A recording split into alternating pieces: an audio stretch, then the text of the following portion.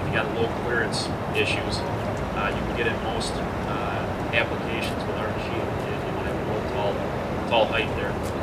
We have a hydraulic block back here, and it's got, you've got some dials here. And what those dials do, we've got a tri-function joystick. It's electric over hydraulic, fully proportional joystick.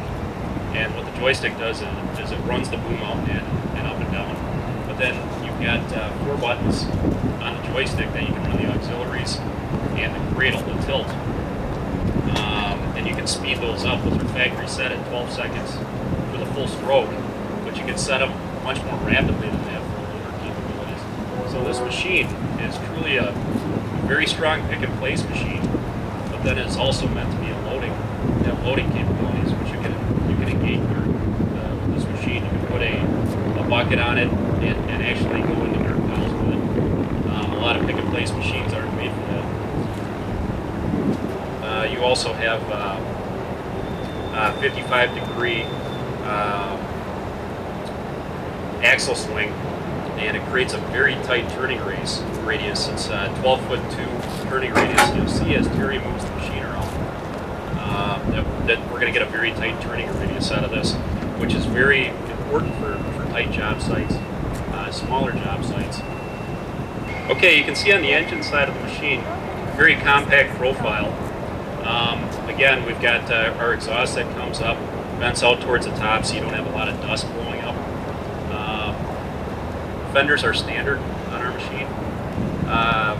Axles are Carrero axles, and our tie rods are above the axles for protection. Full-time 4-wheel drive, front and rear wet disc brakes, SAR parking brake, and our parking brake is an external parking brake towards the pumpkin, which will reduce internal leaking on the axles. That we made. You've got a lot of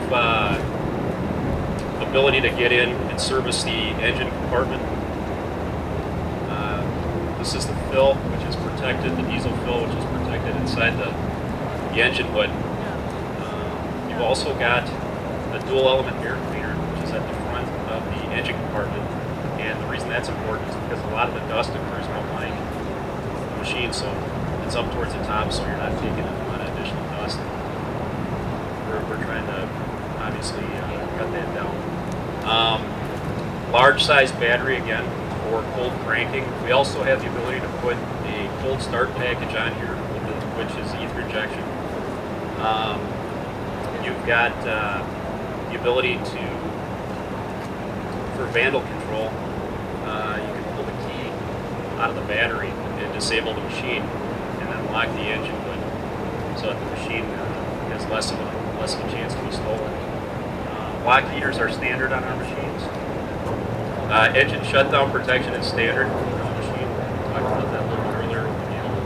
30-second shutdown, where you can go ahead and hit the switch in the cab after the engine shuts down, because it senses a high temperature on the coolant, low oil pressure. We go to the transmission. It's a Dana T1600 heavy-duty transmission on this machine. 16,000, sorry, on this machine. It's got a maximum speed of 22 miles an hour. It's got 5 1/4-inch clutch plates, which are pretty large.